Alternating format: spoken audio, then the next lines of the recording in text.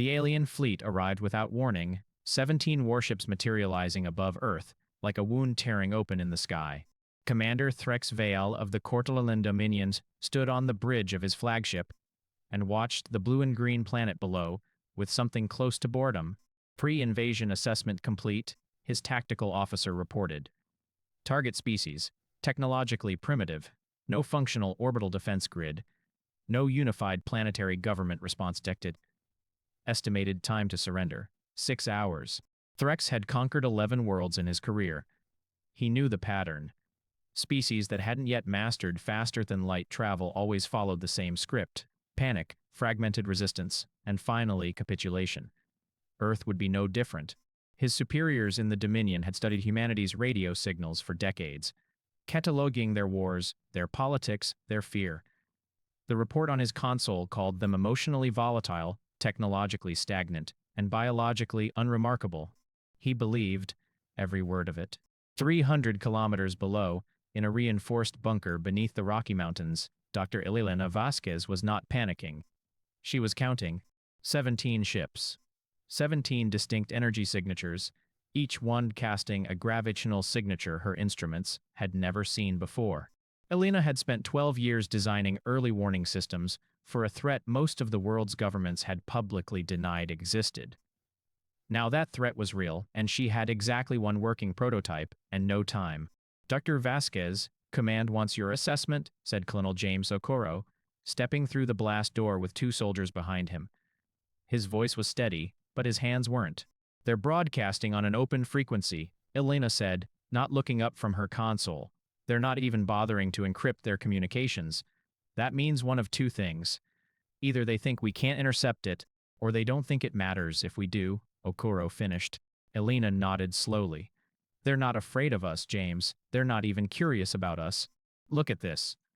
She turned her monitor toward him, displaying a translated fragment of alien chatter, hastily decoded by an AI system that had been running for years without anyone in Washington's knowledge.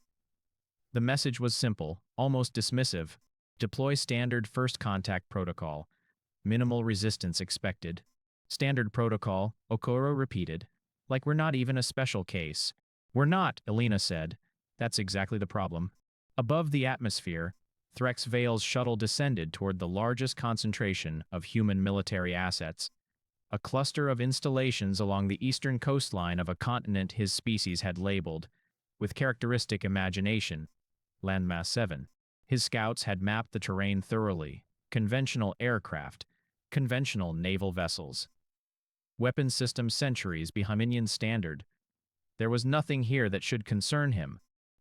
And yet, as his shuttle broke through the cloud layer, his sensor officer's voice cracked with confusion. Commander, I'm reading interference. Something is scrambling our targeting arrays.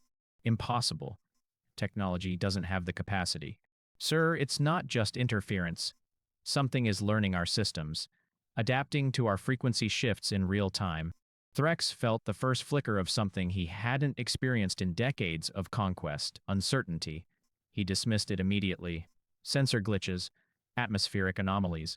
Nothing more. He ordered the shuttle to land at the designated coordinates, an open field outside what his charts identified as a minor human settlement.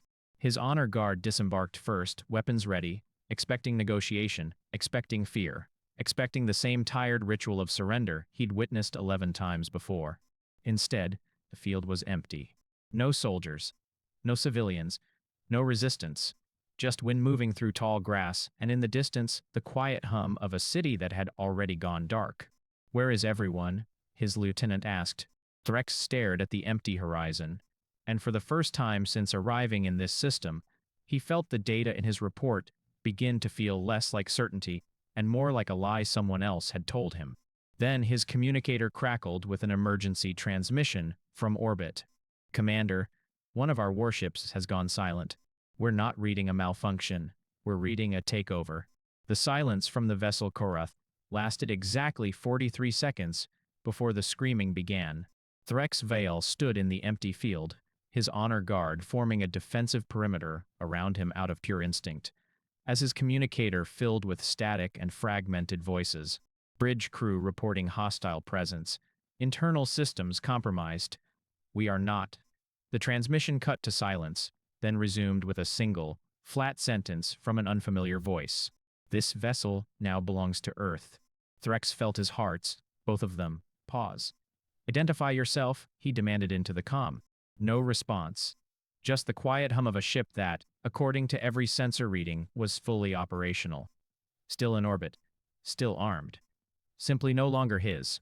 600 kilometers below the surface, in a facility the Dominion's decades of surveillance had never detected, General Marcus Whitfield watched the same event unfold on a wall of monitors and allowed himself controlled, quiet breath of relief. Phase 1 complete, he said. They took the bait. The bait had been simple, almost insultingly so. An obsolete radar installation, a decommissioned naval base, and just enough electromagnetic noise to convince alien reconnaissance that humanity's real defenses were exactly as primitive as their intelligence reports suggested.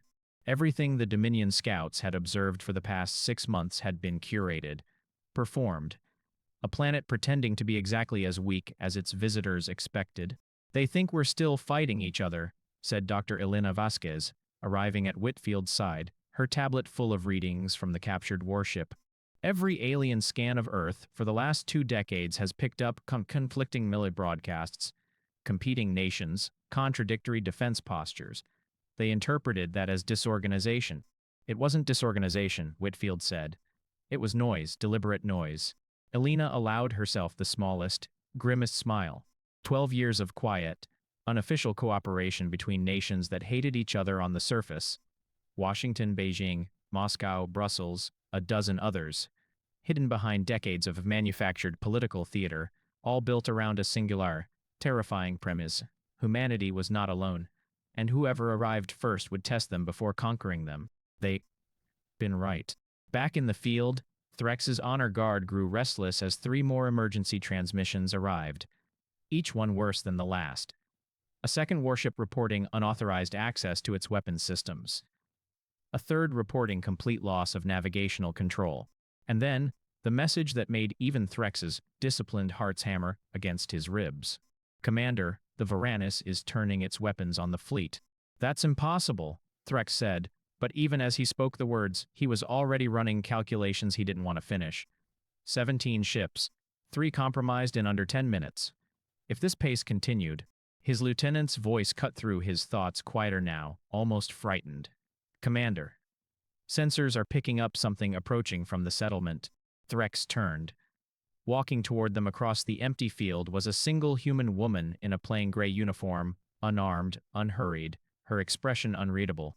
She stopped 20 meters away and studied the alien commander with open curiosity, the way a scientist might study an unfamiliar specimen. You're the one in charge, Elena said. It wasn't a question. I am Commander Threx Vale of the Cortalan Dominion. You are in violation of. You brought 17 warships to conquer a species you never actually studied, Elena interrupted, calm and precise. You read our arguments, our wars, our contradictions. You mistook our disagreements for weakness. She tilted her head slightly. You never once asked why a species that fights itself so viciously has never actually destroyed itself. Threx said nothing. Behind her in the darkened city, lights were beginning to flicker on, not in panic, but in sequence, deliberate and coordinated, spreading across the horizon like a signal. We didn't fight each other, because we were weak, Commander, Elena said. We fought each other because we were practicing. Above them, in the black silence of orbit, a 4th Dominion warship went dark. Threx Vale had faced surrender speeches before. He had heard desperate commanders bargain, plead, threaten.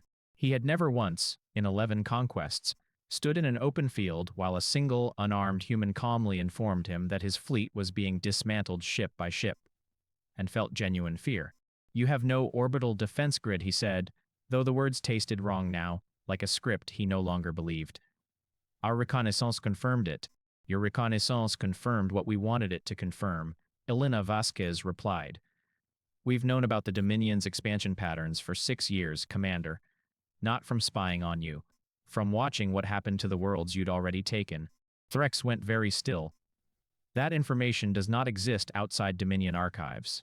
It didn't, Elena said, until a scout ship of yours in the Pacific Ocean 11 years ago. Your species assumed it was lost with all data intact. It wasn't. We've had over a decade to study your language, your command structure, your military doctrine, and every single conquest you've ever documented. In orbit, General Whitfield watched the Fifth Dominion vessel go dark on his display and allowed himself to finally explain, over a secure channel, what his people had built. Not a weapon in the traditional sense, a virus, refined over a decade by the joint intelligence of a dozen nations working in secret, designed specifically for the crashed scout ship's operating architecture. Every protocol, every backdoor, every vulnerability the Dominion had never bothered to patch, because they never imagined anyone could reach it. They built their entire fleet on the same core systems, Whitfield said. Standardized for efficiency. Never occurred to them a species they considered primitive could reverse engineer it. Threx's lieutenant broke in, panic finally cracking his composure. Commander, the Selene has lost containment on its reactor core. Command staff has evacuated. Recall all forces, Threx snapped. Full retreat to Rally Point Theta. Sir, 7 of our 17 vessels no longer respond to fleet command. Alina watched the alien commander's face. 3 eyes, a jaw flexed in ways no human jaw could, and yet an expression she recognized instantly. Denial curdling into dread. This isn't victory, she said quietly, and for the first time there was something almost like sympathy in her voice. We can't destroy your fleet, Commander. Not yet.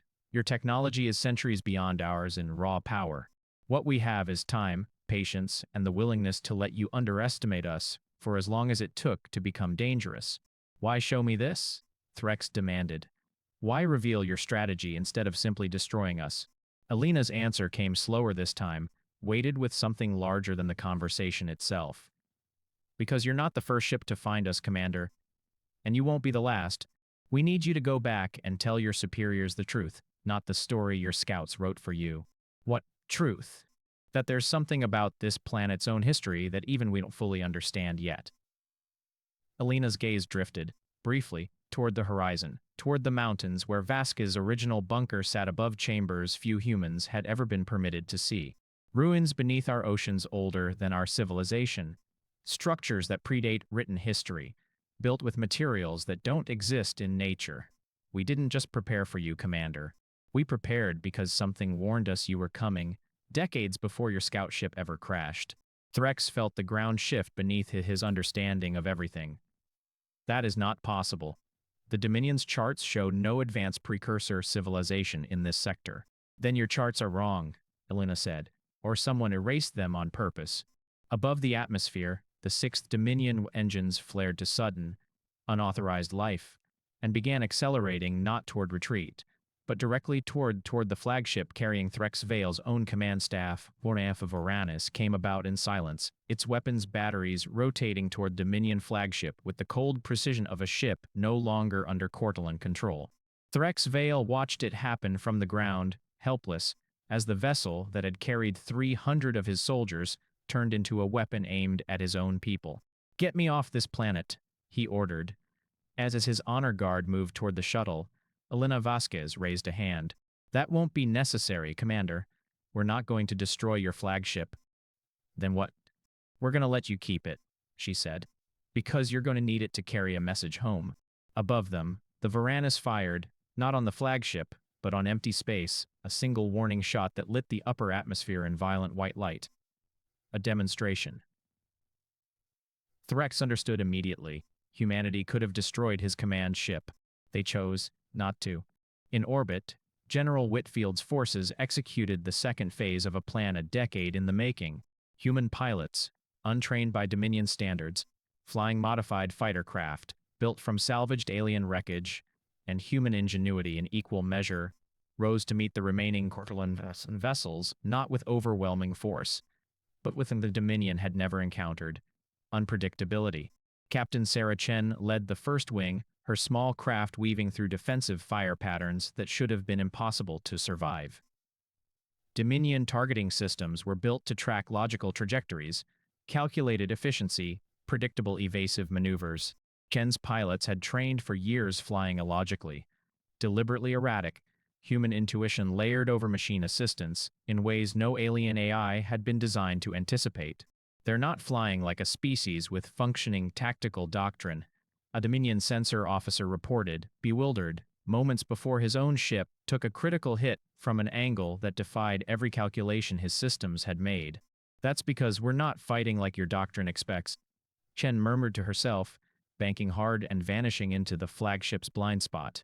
On the ground, Threx watched his fleet fracture into chaos through the tactical display in his shuttle, and for the first time in his military career, he considered something that had never before crossed his mind: humanity's disorganized, contradictory nature.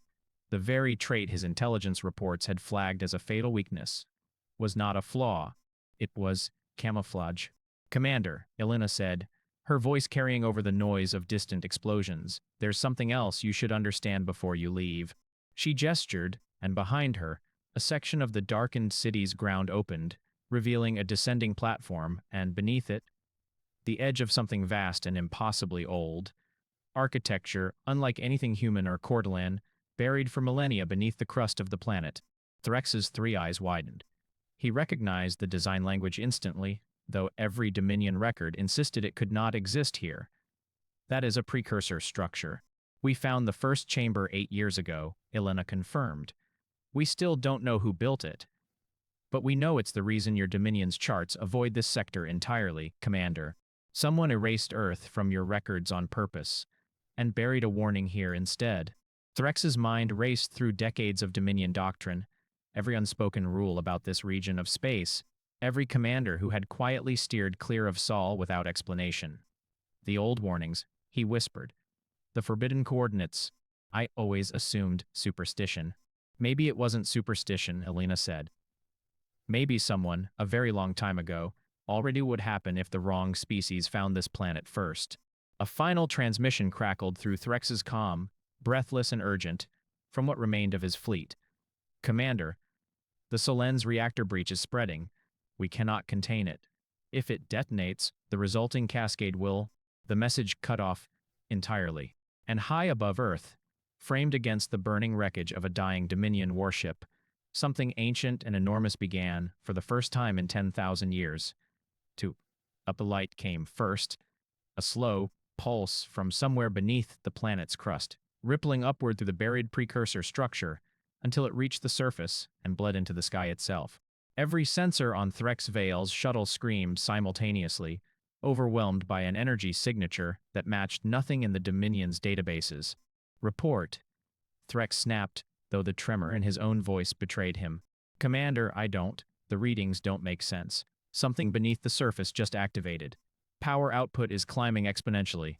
Elena Vasquez did not look surprised.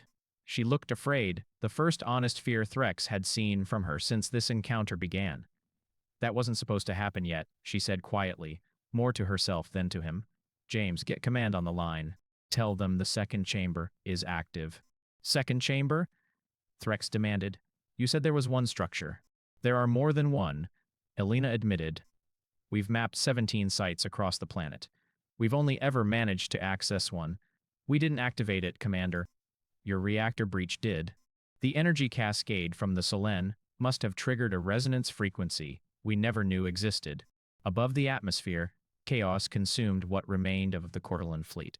The Solen's reactor finally lost containment entirely, and rather than the catastrophic explosion Dominion engineers would have predicted, the ship's mass simply began to fold inward, consumed by something that behaved less like an explosion and more like a wound opening in space itself. Captain Sarah Chen banked her fighter harder from the phenomenon, her voice tight over the comm. "Command, whatever that is, it's not ours and it's not theirs. Advise. Fall back to minimum safe distance," Whitfield ordered, watching the readings scroll across his monitors with growing dread. 12 years of secret preparation, and none of it had accounted for this. On the ground, the light from the buried structure intensified, and within it, shapes began to resolve. Vast geometric patterns rotating in slow, deliberate sequence, patterns that Elena recognized from 8 years of careful, frustrated study. Not a weapon. Not yet.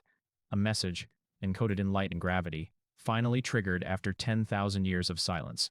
"It's not attacking," Elena said, watching numbers shift on her tablet with rising astonishment. "It's transmitting." "Transmitting to whom?" Threx asked. "I don't know. Elena admitted. But whatever built this clearly wanted it to stay until now. Until this exact kind of energy signature triggered it. She turned to him fully. Commander, I think your reactor breach didn't just wake something up. I think it announced our location to someone, or something, far beyond your Dominion's borders. Threx felt the weight of that settle over him like a collapsing star. Every warning his people had ignored, every forbidden coordinate. Every commander who had quietly avoided this sector for reasons no longer written down. He understood, finally, that his Dominion had simply misjudged humanity's strength. They had misjudged humanity was guarding. Recall order, he said hoarsely into his comm, abandoning pretense entirely. All remaining vessels, full retreat, immediately, but already too late. The light from the buried structure surged one final time, and across the darkened sky above Sol, space itself seemed to fracture, not violently, but deliberately, as though something vast and patient on the other side had simply been waiting, for 10,000 years, for exactly this signal. Elena Vasquez stared upward, her breath caught in her throat, as the first true answer to humanity's oldest question began. At last, to arrive, the fracture in the sky did not close. It widened, slow and deliberate, a seam of impossible light stretching across the upper atmosphere, while both human and Dominion forces watched in frozen silence. For one suspended moment, war became irrelevant. Every weapon, every fleet, every carefully drawn battle line meant nothing in the face of what was arriving. Identify. Threx Vale whispered, though he already understood no answer would help him. What emerged was not a ship. It had no hull, no visible propulsion, no weapons array any sensor could classify. It was a presence, vast, geometric, ancient beyond calculation, unfolding out of the fracture like something remembering how to exist in 3 dimensions again. Elena Vasquez felt her instruments overload one by one, not from hostile action, but simply from proximity to something her species had no framework to measure. Then, without sound, without transmission, without anything resembling technology as either species understood it, words arrived directly in the minds of everyone within the buried structure's reach. You were not meant to be found yet. Elena staggered, gripping the edge of a console that no longer mattered. Beside her, General Field's voice was barely audible. Elena, is that talking to us? To all of us, she managed. The presence turned its attention, if attention was even the right word, toward the wreckage of the Dominion fleet burning in Earth's orbit, then toward Threx Vale standing frozen in the empty field. Understanding, cold, absolute, radiated outward. This world was sealed. Guarded. Its people left unaware by design until they were ready to carry what was buried here. Your war has broken that seal early. Then finish it, Threx said, his voice cracking with something between defiance and surrender. Destroy us both, if that is what your kind intended. No. The single word carried a finality that silenced even the fear in the air. Humanity was never weak. It was unfinished. You mistook patience for weakness, Commander Threxvial, just as every civilization has. The first was tested and failed to see what waited beneath the surface. This species was left here to grow slowly, deliberately, protected from galactic notice, until it could choose its own path, rather than have one chosen for it by conquerors. Elena felt tears she hadn't expected. 12 years of secrecy and quiet, desperate preparation, and the truth was larger and stranger than anything she had allowed herself to imagine. Your arrival has ended that protection, Commander. What happens next is no longer decided by the Dominion. It never truly was. The fracture began to close, slow and final, but before it sealed completely, one last understanding settled over both species standing beneath it. A promise, or perhaps a warning, impossible to fully separate. Humanity will remember this day. Choose carefully how you are remembered within it. Then it was gone, and the sky above Earth was simply sky again, scattered with the drifting wreckage of a fleet that had arrived believing conquest would be effortless. Threx Vale stood in the empty field for a long moment, then, without another word, turned and walked back toward his shuttle. Whatever report he carried back to the Dominion would change everything they believed about this sector of space, and about the fragile, contradictory, astonishingly resilient species they had so badly misjudged. Elena watched him go, then looked upward, toward the stars, toward a truth still only half revealed. They came expecting the weakest species in the galaxy, she said quietly to Whittle beside her. They found something the galaxy had been hiding from itself, somewhere far beyond human understanding. The seal that had protected Earth for 10,000 years had finally, irreversibly, been broken. And humanity, for the first time, was awake to what it truly was. You caught what the presence said about a seal being broken early. You already know this isn't over. Earth was never supposed to be found yet. So the question isn't whether the Dominion comes back. It's who else was watching. Drop your theory below on what's buried in the other 16 structures, and subscribe if you want to be here when we find out. New episodes in this universe every week.